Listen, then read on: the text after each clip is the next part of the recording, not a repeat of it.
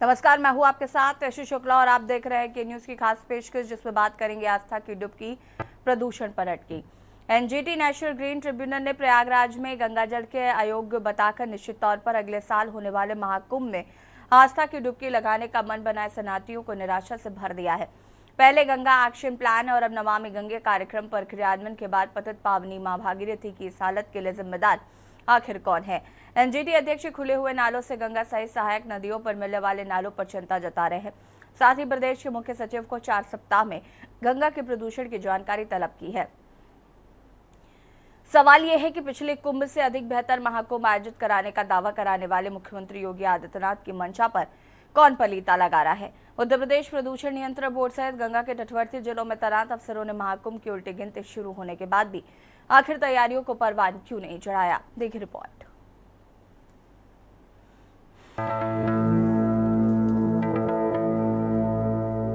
NGT अध्यक्ष justice प्रकाश श्रीवास्तव की पीठ ने 6 नवंबर को जारी आदेश में प्रयागराज के गंगा जल को आचमन के अयोग्य ठहराया है। एनजीटी के मुताबिक 25 खुले नाले सीधे मोक्षदायिनी गंगा को मैला कर रहे हैं, जबकि 15 खुले नाले यमुना नदी के माध्यम से मां भागीरथी को अपवित्र कर रहे हैं। माना जाता है कि इसके अलावा भी कई सहायक नदियां निरंतर गंगा की पवित्रता का पतन करने में जुटी हैं। प्रदेश सरकार ने प्रयागराज में सीवेज शोधन में 128 मिलियन लीटर प्रतिदिन एमएलडी अंतर के होने की रिपोर्ट दी है। पीठ में शामिल न्यायिक सदस्य जस्टिस सुधीर अग्रवाल और विशेष सदस्य ए सेंथिल वेल ने भी गंगा के प्रदूषण को गंभीर माना है।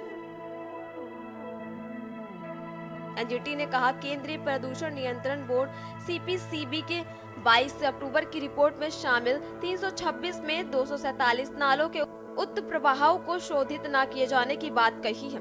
इन खुले नालों से 3513.16 एमएलडी अपशिष्ट सहायक नदियों सहित सीधे गंगा में गिर रहा है। इस पर असंतोष जताते हुए अधिकरण ने राज्य के मुख्य सचिव को हलफनामे में विभिन्न जिलों में हर नाले और उनके उत्पन्न होने वाले सीवेज और प्रस्तावित सीवेज उपचार संयंत्रों एसटीपी के बारे में विस्तृत जानकारी देने को कहा।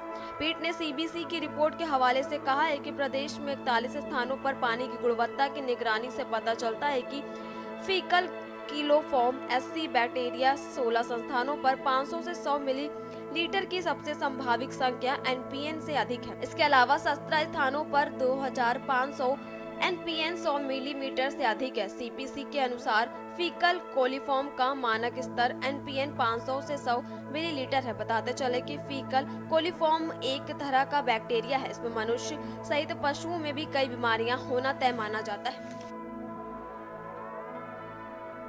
एनजीटी ने एसटीपी को क्रियाशील करने की समय सीमा की भी जानकारी मांगी। मुख्य सचिव को एनजीटी को दिए जाने वाले हलफनामे में प्रदूषण कम करने अल्पकालिक उपाय भी बनाने होंगे। एनजीटी ने सीपीसीबी की उस रिपोर्ट पर भी गौर किया जिसमें गंगा तट स्थित 16 शहरों में 41 एसटीपी की जानकारी दी गई है। रिपोर्ट में 6 षड्यंत्रों के काम न करने की बात भी शामिल है। वहीं चल रहे 35 एसटीपी में केवल एक में ही नियमों का पूरी तरह पालन किया जा रहा है। एनजीटी ने इसी आधार पर गंगा में मिलाए जा रहे सीवरेज को लेकर हलफनामे में जानकारी मांगी है, जिससे गंगा जल की गुणवत्ता को बेहतर बनाया जा सके। एनजीटी ने साफ किया है कि यदि जल सुधारात्मक उपाय नहीं किए गए तो गंगा जल को गले से उतारना घातक साबित होने में प्रबल संभावना रहेगी। आमतौर पर आस्था की डुबकी के दौरान श्रद्धालु परंपरागत ढंग से गंगा जल से आचमन करते हुए निकलते हैं। दशकों से गंगा को प्रदूषण मुक्त बनाने के प्रयासों से बाद भी वर्तमान स्थिति वास्तव में कष्टप्रद है।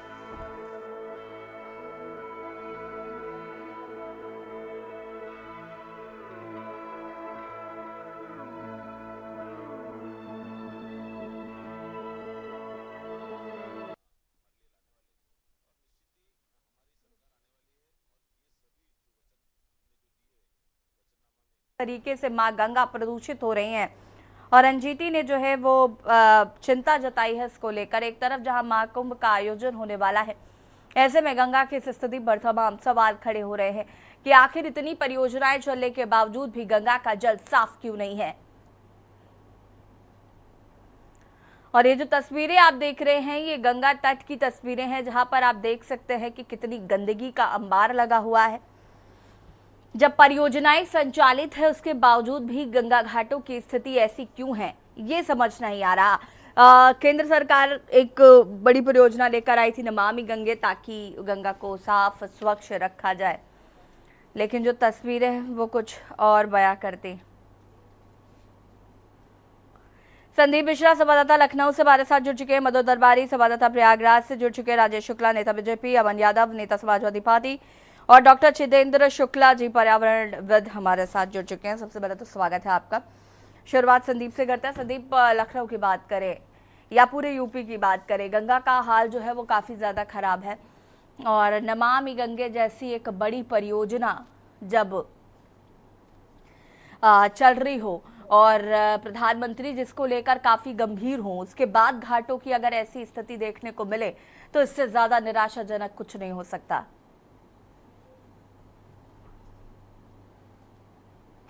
उल्लंघन है।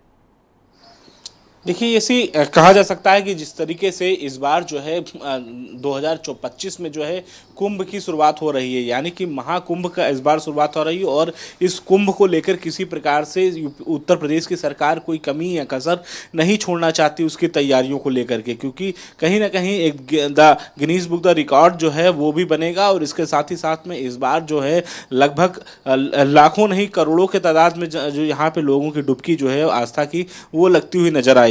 लेकिन इन आस्था की डुबकी से पहले की अगर हम चर्चा कर लें तो ज़्यादा बेहतर होगा। वजह यह है कि आप देखिए कि इस बार जो है प्रयागराज कुंभ में लगभग 30 से 35 जो है नाले जो हैं वो गिरते हुए नजर आ रहे हैं, जिसके बाद एनजीटी ने इस पर सवाल खड़े किए हैं और एनजीटी ने साफ तौर पे जो है एक 3 हफ्ते के अंदर जो है पूरी रिपोर्ट मांगी गई है। यानी कि कहीं ना कहीं वो रिपोर्ट जो है एनजीटी ने पूरी तरीके से मांग ली है कि किस तरीके से जो है जल स्तर जो है वो प्रदूषित होता नजर आ रहा है। इस पर कहीं ना कहीं जो सरकार की योजनाएं हैं जो धरातल पर उतरने वाली थी, उन योजनाओं पर विशेष तौर पे काम करना चाहिए था, जिससे कि एक बेहतर रिजल्ट जो है वो देखने को मिल सके। हम चाहे हम प्रयागराज की हम गंगा के संगम की बात कर लें या फिर हम लखनऊ की हम गोमती नदी की बात कर लें, आज के समय में अगर देखा जाए तो लगभग जो है 30 से 35 नाले जो हैं वो गोमती नदी में गिरते हुए नजर आ रहे हैं, जिससे कि लोगों को जो पानी पीने वाला है वो भी कहीं प्रदूषित मिलता हुआ नजर आ रहा है। और इसी कड़ी की अगर हम बात करते हैं तो इसी कड़ी में प्रयागराज की भी यही हाल देखने को मिल रहा है। तो इन नालों पे सबसे पहले पाबंदी लगानी चाहिए। इससे पहले जो पॉलीथीन, पन्नियाँ, जो ढेर सारी जो चीज़ें हैं जो नाले से निकल करके आती हैं वो नदियों में गिरती हैं, जिससे वो नदी दूषित होती है। और वही दूषित पानी जो है जब हम लोग जब कभी नहाने के लिए वहाँ उतरते हैं या स्नान करने के लिए उतरते हैं, क्योंकि महाकुंभ होगा, संगम होगा, तो निश्चित तौर पर जो आस्था की डुबकी है वो तो लगती हुई नजर आएंगी, लेकिन इस आस्था की डुबकी के पीछे जो है जो गंदगी का अंबार होगा वो भी महत्वपूर्ण होगा।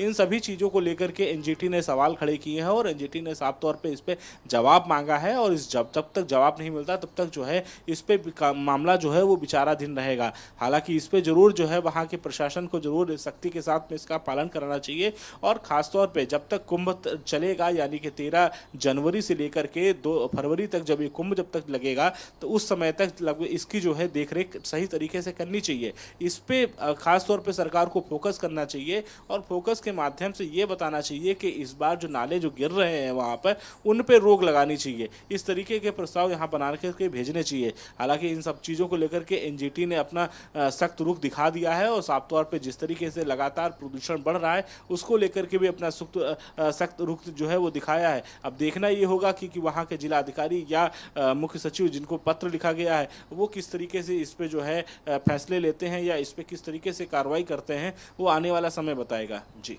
ठीक है संदीप, शुक्रिया आपका जानकारी साझा करने के लिए।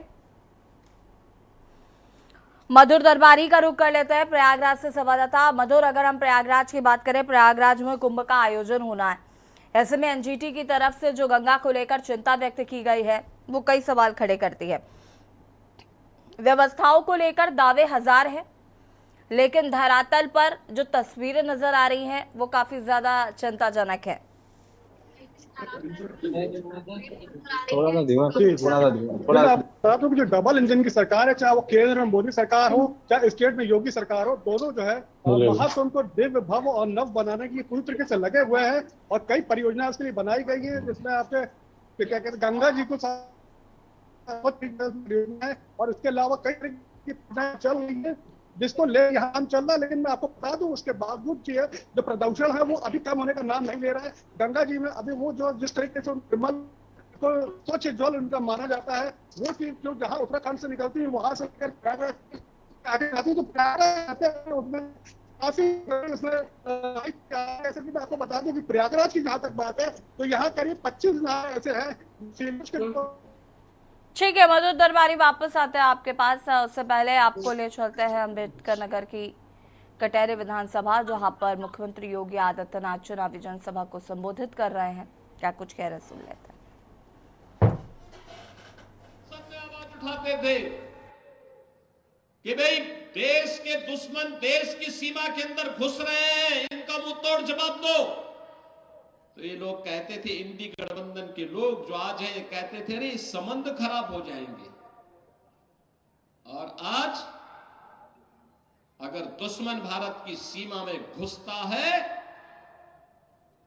तो जैसे को तैसा मार करके उसकी ध्वजियां उड़ा दी जाती है दुश्मन की, और फिर एयर स्ट्राइक और सर्जिकल स्ट्राइक करके आज भारत के बहादुर जवान पाकिस्तान के अंदर घुसते हैं और पाकिस्तान दुनिया के मंचों पे चिल्लाता है कि साहब बख्श दो, एक बार जान बचा दो, बस ये भारत कभी भी तबाह कर देगा।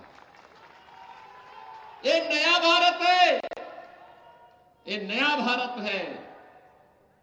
छेड़ता नहीं, लेकिन कोई छेड़ेगा तो उसको छोड़ता भी नहीं है। ये नया भारत है, अपने सम्मान और अपने स्वाभिमान की रक्षा करना जानता है। और एक कांग्रेस और समाजवादी पार्टी के लोग तो याद करिए, एक साल पहले 31 अक्टूबर को राष्ट्रीय एकता दिवस के रूप में लौह पुरुष सरदार वल्लभ भाई पटेल जी की जयंती को पूरे देश के अंदर हम लोग मना रहे थे। समाजवादी पार्टी उस दिन भारत के विभाजन के लिए जिम्मेदार जिन्ना की जयंती मना रहा था। लौह पुरुष सरदार वल्लभ भाई पटेल, भारत की एकता के शिल्पी, भारत के अखंडता के शिल्पी लौह पुरुष सरदार वल्लभ भाई पटेल को जब केंद्र और राज्य सरकार, पूरा देश सरदार सम्मान के साथ याद कर रहा था, तब समाजवादी पार्टी के मुखिया जिन्ना को याद कर रहे थे। बहनों और भाइयों, ये लोग महापुरुषों का सम्मान नहीं करते। ये सपा हो या कांग्रेस, दोनों एक ही थैली के चट्टे बट्टे हैं। मैं कुछ दिन पहले कन्नौज गया था। कन्नौज गया था तो वहां पर हमारे मंत्री हैं, वो विधायक भी हैं कन्नौज से। उन्होंने मुझे अवगत कराया, कहा कि कन्नौज के मेडिकल कॉलेज का नामकरण बाबा साहब डॉक्टर भीमराव अंबेडकर के नाम पे था। अखिलेश यादव ने समाजवादी पार्टी की सरकार के समय में नाम बदल दिया है।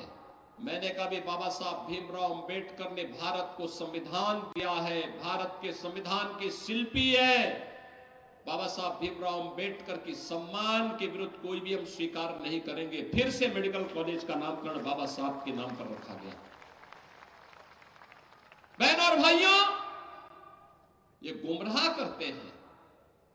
याद करिए, अनुसूचित जाति जनजाति पर सर्वाधिक हमले, सर्वाधिक अत्याचार समाजवादी पार्टी की सरकार के समय भी। इन्होंने तो अनुसूचित जाति जनजाति के छात्रों की स्कॉलरशिप भी रोक दी थी।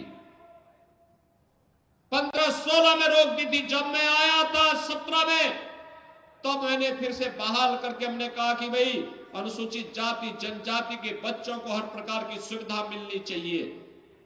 और मोदी जी ने आने के बाद, 2014 में आने के बाद जिस प्रकार के कार्यक्रम प्रारंभ किए हैं,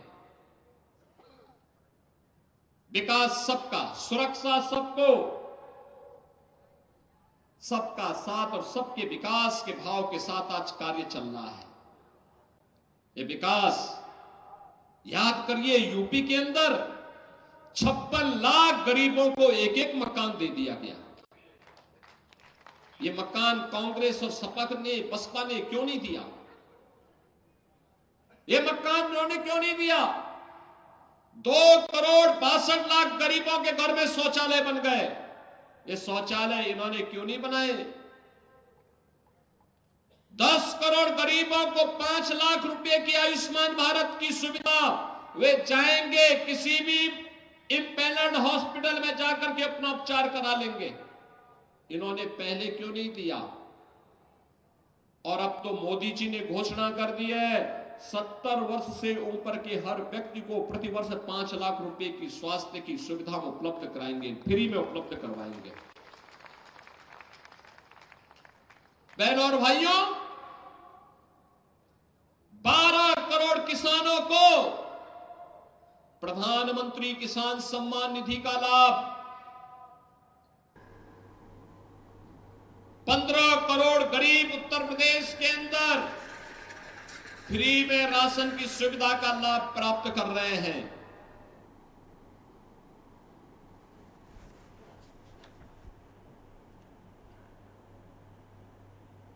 और यहाँ पर रुकेंगे छोटे से ब्रेक के लिए, जल्द हाजिर होते हैं।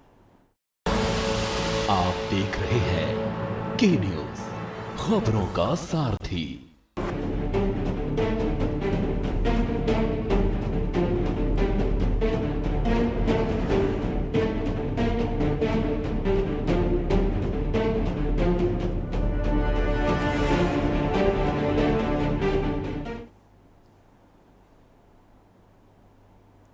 ब्रेक के बाद एक बार फिर से आप सभी का स्वागत है और बात कर रहे हैं आस्था की डुबकी प्रदूषण पर अटकी, और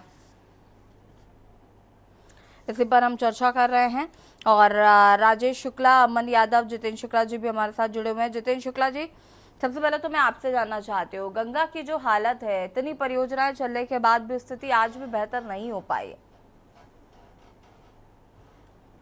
हम सबको समझने की आवश्यकता है, केवल सरकार के एक मिशन के तौर पे कार्य करने से इस कार्य में सफलता नहीं मिलेगी। आखिर गंगा को पतित पावनी माना गया, और ये जो पॉल्यूशन की स्थिति है, या हम कह सकते हैं कि गंगा आज आचमन के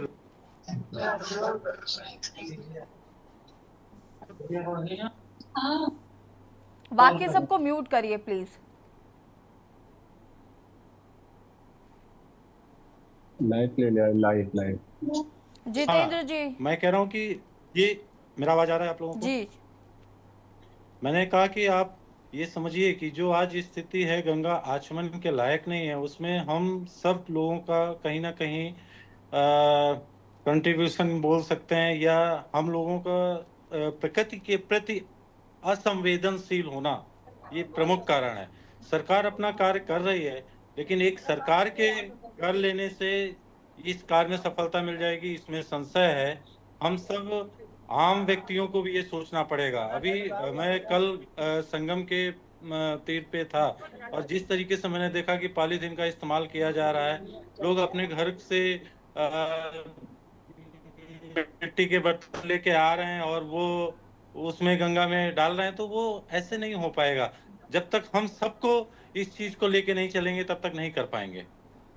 सबसे ज्यादा समस्या इंडस्ट्रियल एरियाज की है ना। जो इंडस्ट्रियल एरियाज है, उनका जो पानी जा रहा है या उनका फैक्ट्री का जो मटेरियल जा रहा है, गंगा को सबसे ज्यादा दूषित तो मुझे लगता है वही कर रहा है, और उस पर तो सरकार ही लगाम लगा सकती है।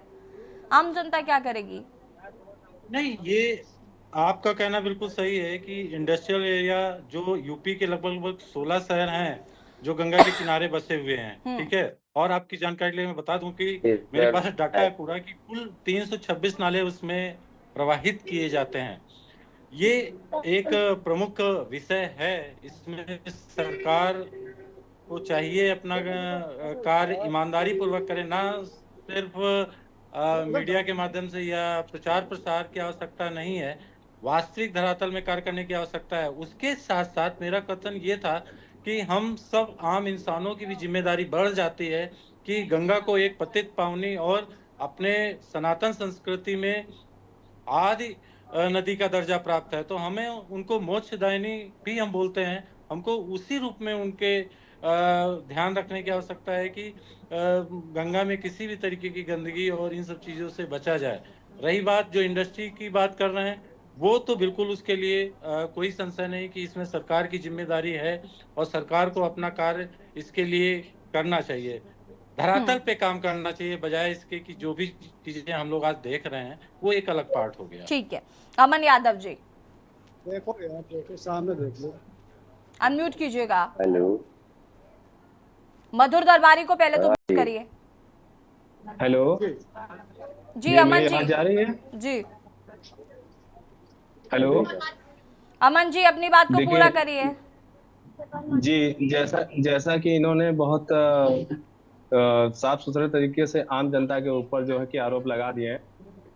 मेरा जहां तक मानना है, अमन जी वो पर्यावरणविद है, वो बीजेपी के प्रवक्ता नहीं है। यहाँ ही इज नॉट बीजेपी प्रवक्ता।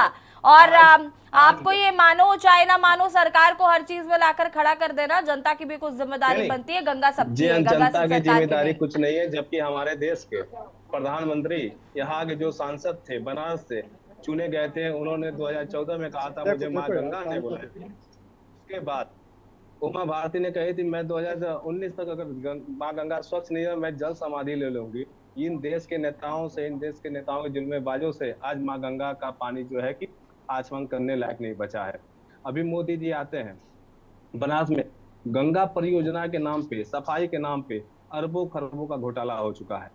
जो लोग हमारी माँ गंगा आस्था का विषय है, ये हमारे देश के जो है कि नेता लोग माँ गंगा पे राजनीति करके अरबों करोड़ों का हेरा फेरी कर दिए हैं।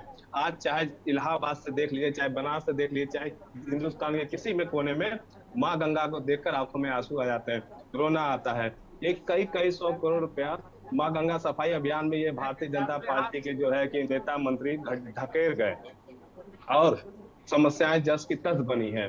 और जब समय आता है तो ये नेता लोग बहुत ही साफ सुथरे तरीके से कह देते हैं कि ये आम जनता को भी ध्यान देना चाहिए। आपको हम बता देना चाहते हैं, यहाँ पे योगी जी, मोदी जी लगातार दौरे पे आते हैं और माँ गंगा को केंद्र, राजनीति का केंद्र मानकर उनका नाम हमेशा चुनावी रैलियों से लेकर हर एक जगहों पे माँ गंगा का नाम लेकर आम जनता को मूर्ख बनाने का कार्य भारतीय जनता पार्टी के लोग करते हैं। आम जनता को आस्था से जोड़कर उनको भावनाओं में बहलाकर माँ गंगा का बेटा हूँ, माँ गंगा ने बुलाया है, ये सब तमाम तरीके से बातें करके आम जनता का सिर्फ और सिर्फ इन लोग का मकसद है आम जनता को कैसे हम उनका वोट लिया जाए। देख लीजिए कितना अरबों खरबों का ये सब, चाहे माँ गंगा सफाई योजना हो, चाहे स्वच्छ भारत मिशन योजना हो, ये सब करोड़ों का झाड़ू घोटाला कर दिए भारतीय जनता पार्टी वाले। आज साफ सुथरा जगहों पर सब ऐसे झाड़ू मार के फोटो खिंचा के अरबों खरबों का कहीं झाड़ू घोटाला करते हैं, कभी कुछ करते हैं। इसलिए अब जो है कि उम्मीद जो है कि भारतीय जनता पार्टी से खत्म हो गई है। अब जब तक 2027 में जो है कि योगी जी जाने वाले हैं और मोदी जी भी जाने वाले हैं, उसके बाद जब इंडिया गठबंधन की सरकार आएगी तभी जो है कि कौन जाएगा कौन नहीं ये तो भविष्य का विषय है। फिलहाल राजेश शुक्ला जी, आचमन के योग्य भी नहीं रहा गंगा जल, बताइए, ये स्थिति हो गई है।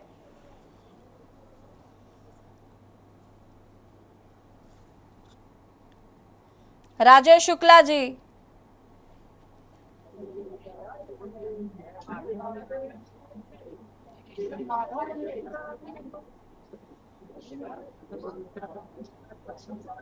आवाज आ रही है हमारी? जी जी, हर गंगे। हाँ जी, मैं चूंकि स्वयं एक गंगा सेवक हूँ और निरंतर 10 वर्षों से माँ गंगा के किनारे जाकर स्वच्छता अभियान चला रहा हूँ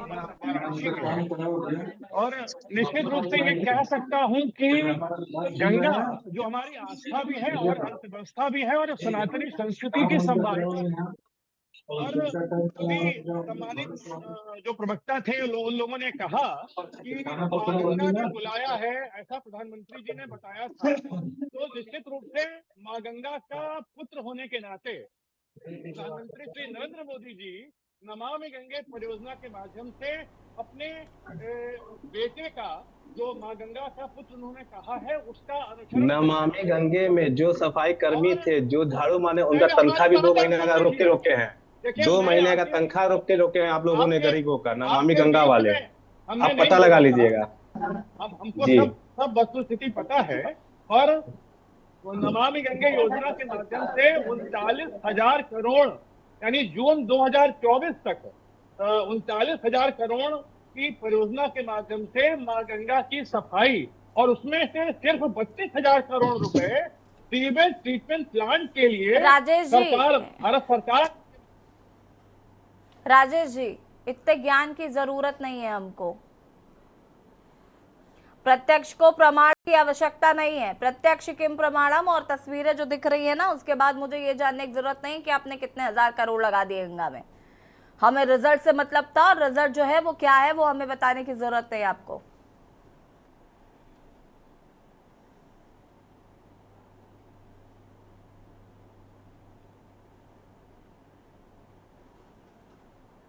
नमामि गंगे योजना के तहत बहुत सुंदर कार्य किया है। इसमें कोई नमामि गंगे योजना के तहत सिर्फ घोटाला हुआ है, सिर्फ घोटाला हुआ है। नहीं है ये सब। 2 महीना मजदूरों का, गरीबों का पैसा आप लोगों ने ले दिया। नमामि गंगे ने गरीबों का पैसा रोका गया है। निरीक्षण में कार्य होता है, आप पता लगाइएगा, एक हिसाब है। आप अपने स्तर से पता लगेगा 2 महीने से पैसा मजदूरों का क्यों नहीं दिया गया है। चलिए ठीक है। जो आ रहा है वहाँ खाली कैमरा नहीं, फोटो नहीं आ रही है। जहाँ तक पैसे देने की बात है 2 महीने से अभी भी नहीं, फ्रेम आ रहा है खाली। वाराणसी सहित अन्य जो 5 राज्य हैं उनके किनारे गंगा घाटों की सफाई निरंतर। चलिए ठीक है, बने रहिएगा हमारे साथ। एक बड़ी खबर बता देते हैं इसी बीच। बड़ी खबर आ रही है, बड़ी खबर आपको बता रहे हैं। लाइव क्या लाइव? यूपी सरकार की मांग पर केंद्र सरकार का फैसला, प्रयागराज एंट्री पर टोल टैक्स फ्री।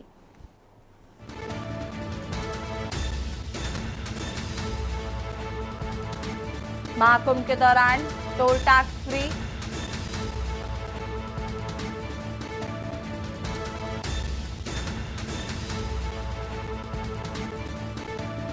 यूपी सरकार की मांग पर केंद्र सरकार, प्रयागराज एंट्री पर टोल टैक्स फ्री।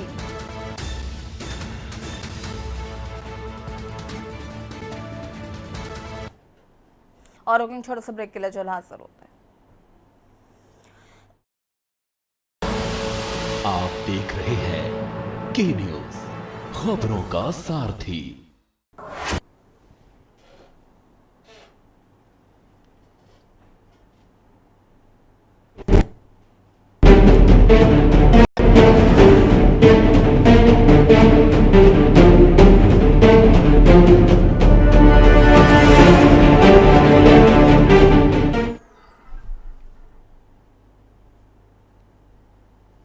ब्रेक के बाद एक बार फिर से आप सभी का स्वागत है और सीधे आपको ले चलते हैं बैंड्रा, जहां पर पुष्कर सिंह धामी क्या कुछ कह रहे सुन लेते।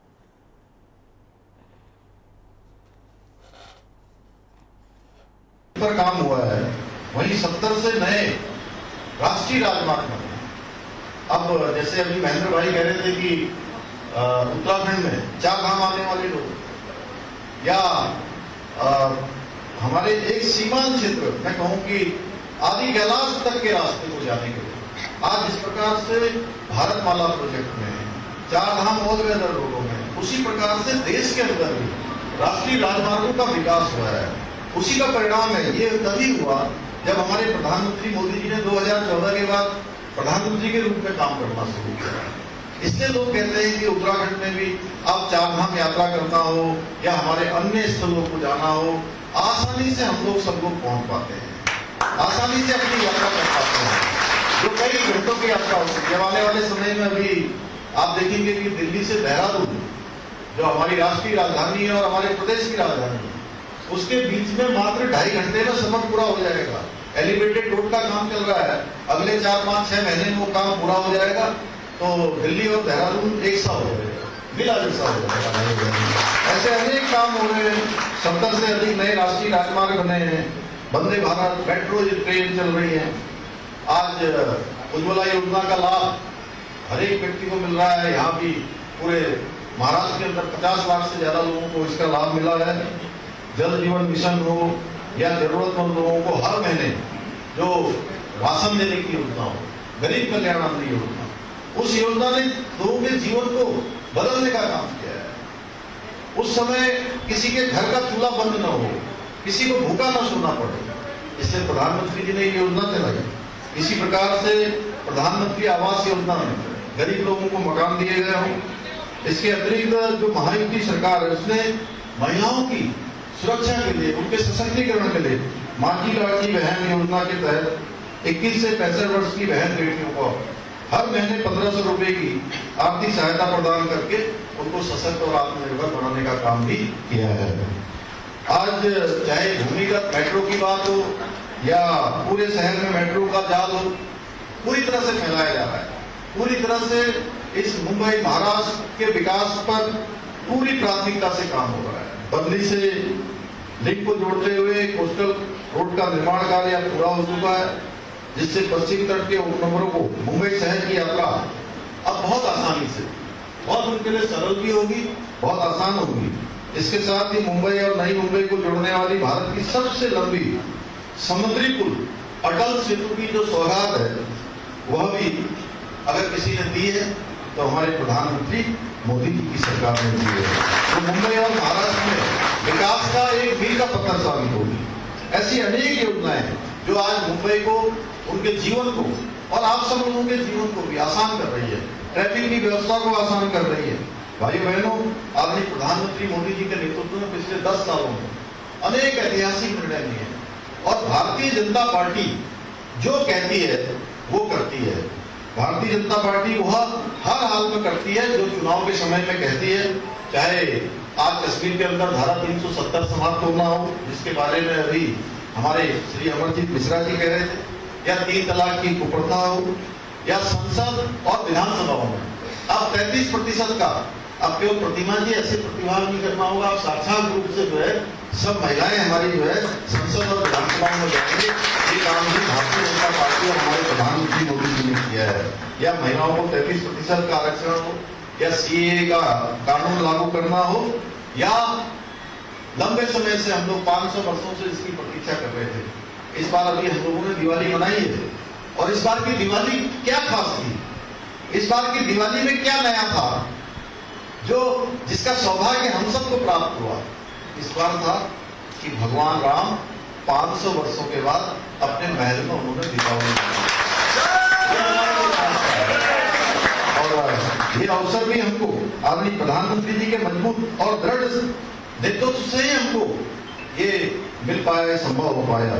भाइयों बहनों, एक तरफ जहां आज प्रधानमंत्री जी के नेतृत्व में, मोदी जी के नेतृत्व में अनेक विकास और समृद्धि की गारंटी वाली यहाँ महायुति की सरकार है, वहीं दूसरी ओर क्या है, कांग्रेसी जो महाअघाड़ी गैंग है वो केवल किस बात पर बात कर रहे हैं, भ्रष्टाचार की बात है, उनके तुष्टीकरण की बात है, या ये कहिए कि अपने परिवार की बात लोग कर रहे हैं।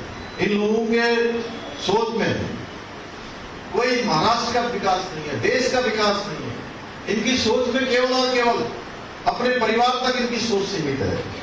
और ये महाअघाड़ी गैंग ने जो पिछली बार जो जनता के द्वारा यहाँ सरकार चुनी गई थी उसको धोखा देकर लूटा, और फिर 2.5 साल तक महाराष्ट्र की जनता को भी लूटने का काम किया, महाराष्ट्र की जनता को भी धोखे में रखने का काम किया।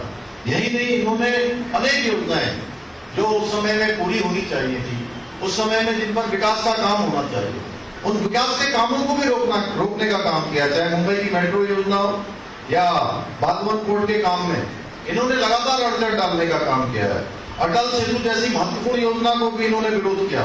समृद्धि महामार्ग के निर्माण में कई अड़चनें इन्होंने डालने की कोशिश की। और जब इनकी सरकार थी, आज भी जिन राज्यों में भी आज डबल इंजन की सरकार नहीं है, उन राज्यों में जो भारत की जो योजना पूरे देश के लिए चलती है, केंद्र सरकार की जो योजना पूरे देश के लिए चलती है, वो योजनाएं वहां लागू नहीं होती है। अभी आप लोगों ने पिछले दिनों देखा होगा, धनतेरस के दिन, जिस दिन धन्वंतरी दिवस भी होता है, प्रधानमंत्री जी दिल्ली से पूरे देश को संबोधित कर रहे थे, तो उन्होंने जिस दिन 70 वर्ष के बुजुर्गों के लिए, सभी के लिए फ्री इलाज किया।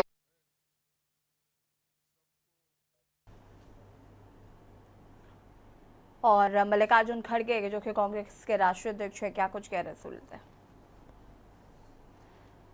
और उनको उनके स्तर पर यानी जातीय जनगणना करने का हमने फैसला लिया है और जो 50% सीलिंग है उसको भी हम हटाएंगे।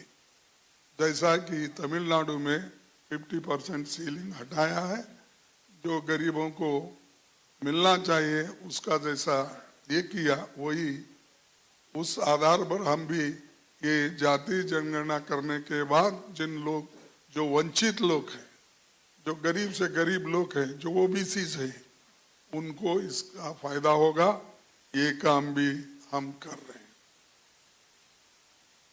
ये हम सिर्फ ये नहीं कर रहे, बोल रहे नहीं,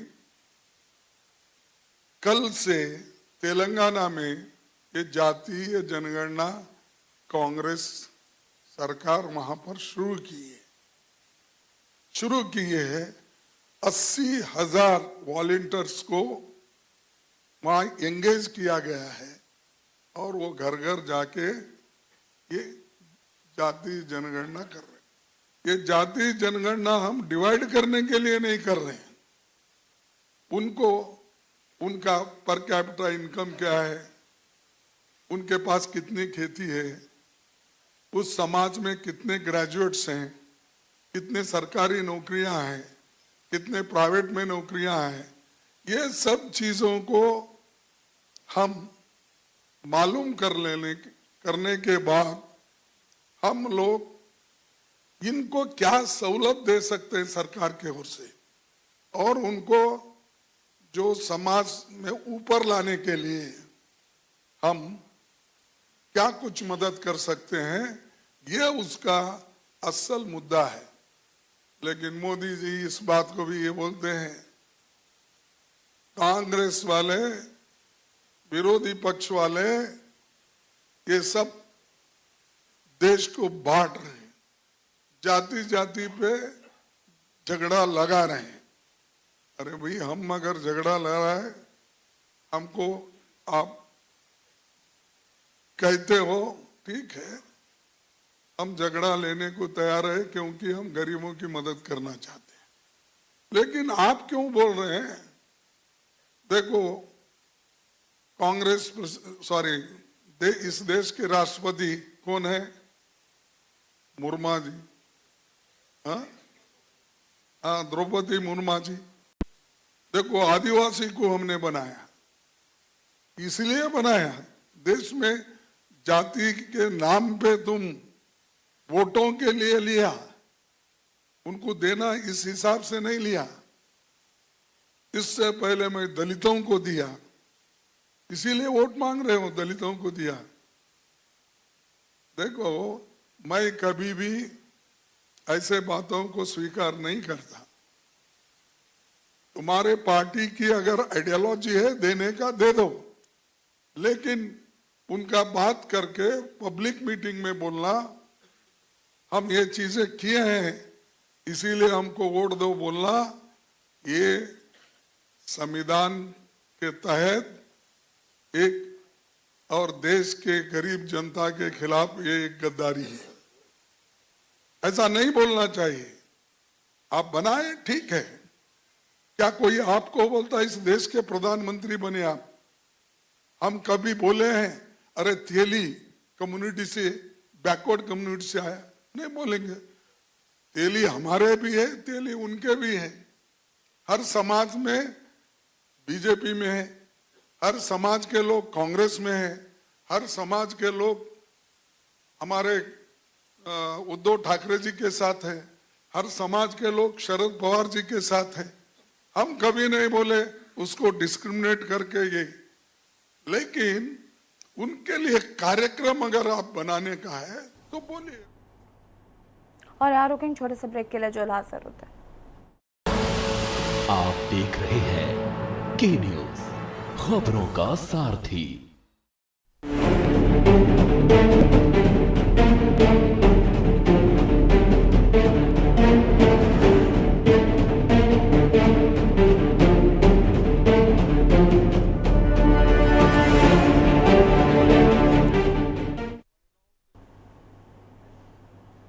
ब्रेक के बाद एक बार फिर से आप सभी का स्वागत है और सीधे जगदीश जी महाराज का रुख कर लेते हैं। जगदीश जी, क्या कुछ कहना चाहते हैं? जिस तरीके से प्रयागराज में कुंभ का आयोजन होना है और गंगा जिस तरीके से दूषित है, एनजीटी की जो रिपोर्ट है उसके अकॉर्डिंग अगर देखा जाए तो गंगा बहुत ज्यादा प्रदूषित है, आचमन के लायक पानी नहीं बचा है गंगा का।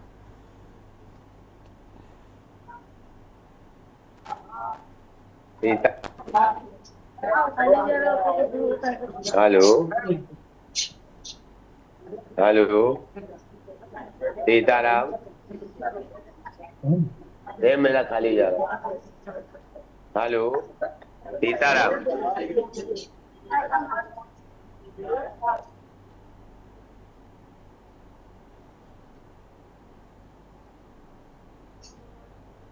मधुर दरबारी जी, फिलहाल मुख्यमंत्री योगी आदित्यनाथ लगातार कुंभ के लिए दौरा कर रहे हैं प्रयागराज का।